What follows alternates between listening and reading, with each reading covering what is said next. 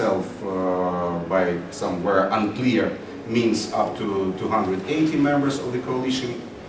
But for the reason they felt themselves self-assured, they made a lot of mistakes. A lot of the processes, or a lot of their decisions were quite unclear. They were really not interested to consult with the opposition, with the president adopting some of the decisions. So I would rather have this unstable situation, which is pushing us into the direction of establishing this culture, political culture, than to have some political party or a group of the parties being able to dictate the society wherever they consider to be right. How much credibility do you attach to the view that Putin may well be reintegrating Belarus? And if so, what would the long-term game plan be for them? Will it have any effects on you at some point? Professor, it is a very simple question for me as the Consul General. So the political future for Belarus is the internal, basically the issue for the internal discussion, and is the choice of the Belarusian nation. Of course, we have all the reasons to believe, because we just survived through the times, which is reminding us something of a kind happening in Belarus, that probably under the conditions the Belarusian nation doesn't have all the means to express its choice, or it's not informed to the extent to make the clear choice.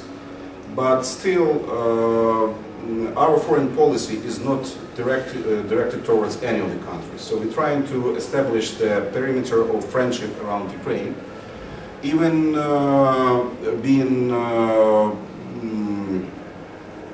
quite assured, or we have a lot of contradictions with the recent Belarusian government, both in the political and economic and trade spheres.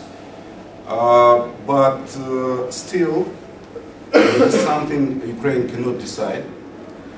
Again, there is, at this moment, we're trying to phrase our position over the developments in Belarus and between Russia and Belarus in line of the position of the European Council and EU. So yes, there is a fear that in case the full-scale integration processes will be implemented, that Belarus will not be, or should not be considered as a fully independent state. But again, so it's the matter of the future, first of all. So those processes have been slowed down during the most recent period of time.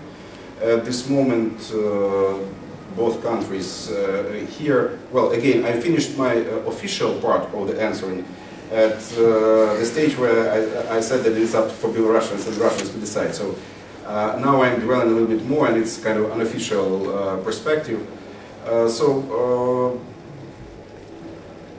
For the moment, from my perspective, it's highly hypothetical situation that Russia and Belarus would be able to reach this kind of integration. They were stating about 7 years ago that they're planning to reach. So, but again, we see that they are arguing more and more over the gas issue, issue of the transit. So it's something, again, as an expert, not as the Consul General of Ukraine, I could allow myself to say that it's kind of strange of the Russia's foreign policy, because I doubt that any country could reach or achieve the status of the superpower by creating the enemies.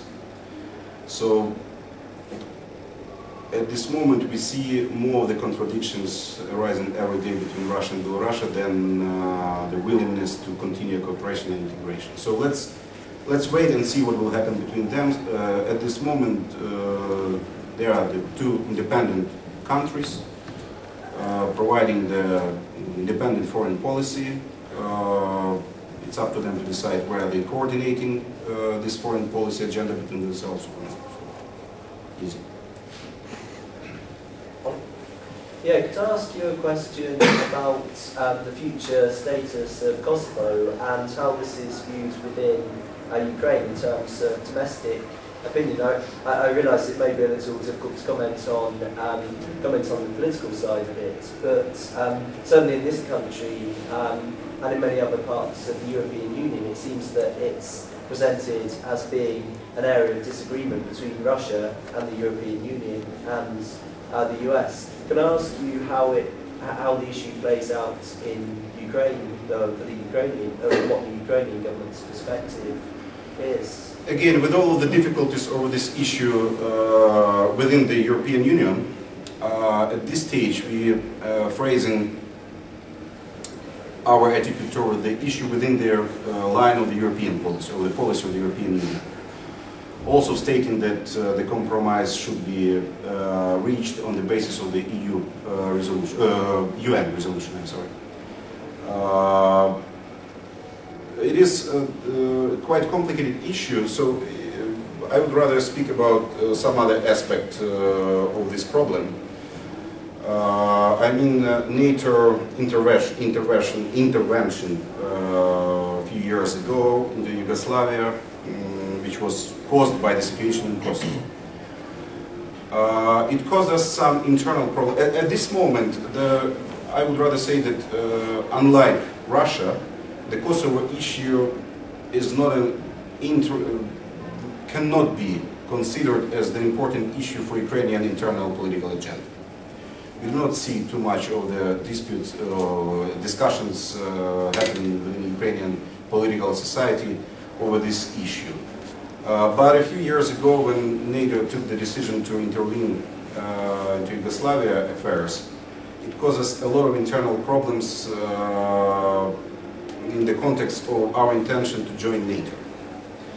So a lot of people of Ukraine, I would say the majority of the population of Ukraine, because of some internal propaganda and the propaganda provided through the mass media from Russia, the majority of the population of Ukraine has decided that this should be considered to be a hostile action towards another Slavic nations, as Ukrainians are Slavic, and against their Orthodox nation. So after those events, the NATO, the idea of NATO accession in Ukraine, the support for this idea has dropped from some 40% to 20%, and since that time, it has never been more than 30%. So in this respect, yes, it is an important issue for us, because if you are aware, just 2 weeks ago, the President, Prime Minister, and the head of the Parliament, the Speaker for the Parliament of Ukraine, has signed a joint letter for the NATO Secretary General requesting to launch the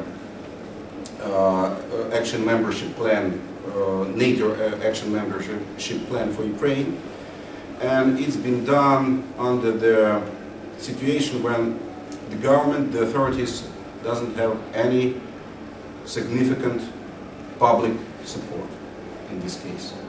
And so I would rather speak about this issue in terms of its influence on the Ukraine NATO accession problem, or Ukraine's process of the Ukraine's accession to NATO, than in any other aspect. So yes, it could be a problem.